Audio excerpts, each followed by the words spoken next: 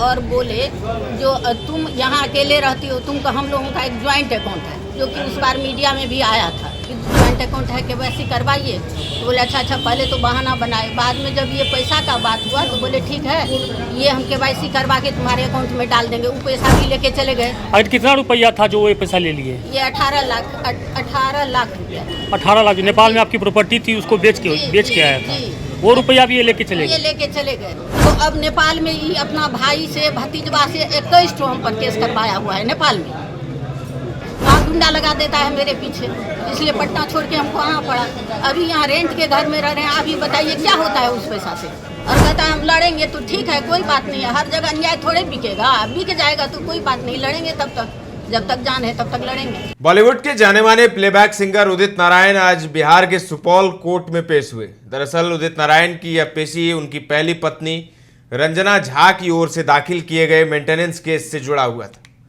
रंजना झा ने दावा किया है कि उदित नारायण ने न केवल उनके अधिकारों का हनन किया है, बल्कि नेपाल स्थित उनकी जमीन के 18 लाख रुपए भी अपने पास रख लिए हैं। रंजना झा का कहना है कि उन्होंने 1984 में उदित नारायण से शादी की थी। हालांकि उदित नारायण ने बाद में रंजना को अपनी पत्नी मानने से इनकार कर दिया, जिससे यह विवाद बढ़ता गया। रंजना ने उदित पर अपने मेंटेनेंस की मांग करते हुए कोर्ट में मामला दर्ज किया था। उदित नारायण की इस मामले में यह पहली व्यक्तिगत उपस्थिति थी। उससे पहले वो कई सुनवाई में गैर हाजिर रहे थे।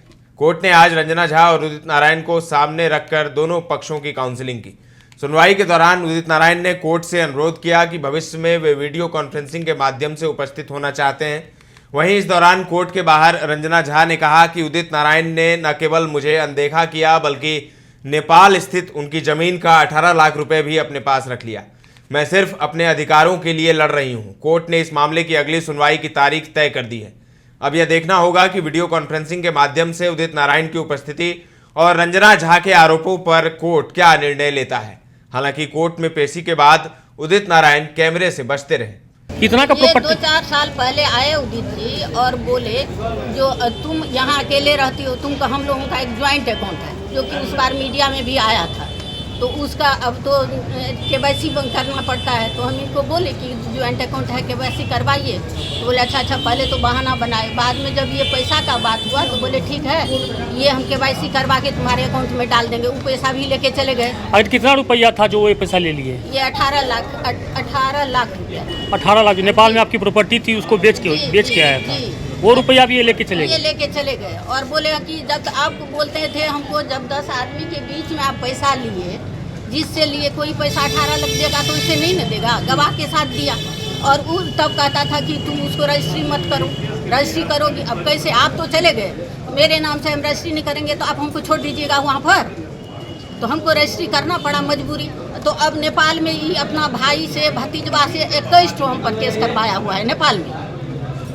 21 ठो केस करवाया है। यहाँ हाई कोर्ट में केस करवा दिया। यहाँ कहता है इससे हम कंप्रोमाइज नहीं करेंगे, क्योंकि यहाँ नहीं आएंगे, हाई कोर्ट में लड़ेंगे। हाई कोर्ट में तो इसको पटना में तो बहुत है अप्रोच, वहाँ गुंडा लगा देता है मेरे पीछे, इसलिए पटना छोड़ के हमको आना पड़ा।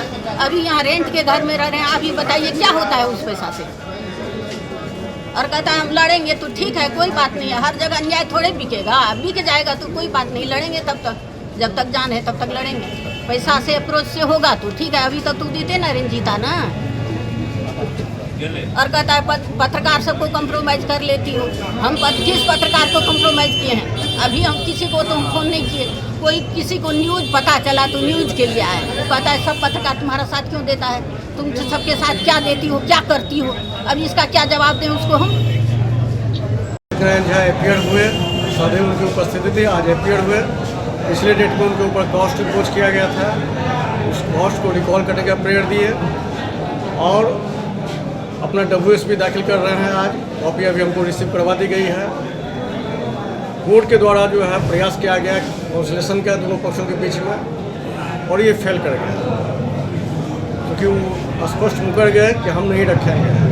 अब जो ड्यू प्रोसेस लॉ का मामला आगे बढ़ेगा, WS का कॉपी आज मिला है, अगला प्रोसीडिंग जो भी होगा फिर हम लोग बढ़ते। और इन्होंने एक बड़ा आरोप लगाया कि नेपाल की प्रॉपर्टी बेच के वो भी पैसा वो लेके चले गए। बिल्कुल सही बात है। उसको लेकर कोर्ट में बात रखी गई तो फिर क्या नहीं, ये मामला है सिर्फ रेस्ट्रिक्शन ऑफ कंजुगल राइट का, इसको प्रॉपर्टी डिस्प्यूट से कोई मतलब है नहीं। ये निहायत ही पति पत्नी के बीच का मामला है। एक पत्नी का जो लीगल राइट है, उस राइट को एक्वायर करने के लिए इन्होंने ये रेस्ट्रिक्शन फाइल किया। अगली तारीख फिर से दी गई है क्या? इसमें अगली तारीख अभी निर्धारित नहीं की गई है, जो का शाम तक पता चलेगा। तो प्रसिद्ध पार्श्व गायक उदित नारायण शुक्रवार को सुपौल कोर्ट में पेश हुए। मामला उनकी पहली पत्नी रंजना झा द्वारा दाखिल किए गए मेंटेनेंस केस से जुड़ा है। रंजना झा ने दावा किया है कि उदित नारायण ने न केवल उनके अधिकारों का हनन किया, बल्कि नेपाल स्थित उनकी जमीन के 18 लाख रुपए भी अपने पास रख लिए हैं। रंजना झा का कहना है कि उन्होंने 1980 में उदित नारायण से शादी की थी। हालांकि उदित नारायण ने बाद में रंजना को अपनी पत्नी मानने से इनकार कर दिया, जिससे यह विवाद बढ़ता गया। रंजना ने उदित पर अपने मेंटेनेंस की मांग करते हुए कोर्ट में मामला दर्ज किया था। उदित नारायण की इस मामले में यह पहली व्यक्तिगत उपस्थिति थी। इससे पहले वे कई सुनवाई में गैरहाजिर रहे थे। कोर्ट ने आज रंजना झा और उदित नारायण को सामने रखकर दोनों पक्षों का काउंसलिंग किया, जिसके बाद सुनवाई के दौरान उदित नारायण ने कोर्ट से अनुरोध किया कि भविष्य में वो वीडियो कॉन्फ्रेंसिंग के माध्यम से उपस्थित होना चाहते हैं। हालांकि कोर्ट में पेशी के बाद उदित नारायण कैमरे से बचते रहे। कोर्ट के बाहर रंजना झा ने कहा, उदित नारायण ने न केवल मुझे अनदेखा किया, बल्कि नेपाल स्थित उनकी जमीन का 18 लाख रुपए भी अपने पास रख लिया। मैं सिर्फ अपने अधिकारों के लिए लड़ रही हूं। कोर्ट ने इस मामले की अगली सुनवाई की तारीख तय कर दी है। अब यही देखना होगा कि वीडियो कॉन्फ्रेंसिंग के माध्यम से उदित नारायण की उपस्थिति और रंजना झा के आरोपों पर कोर्ट क्या निर्णय लेता है। फिलहाल के लिए इतना ही। सुपौल से अमरेश की ये रिपोर्ट है। बने रहे दर्श न्यूज के साथ।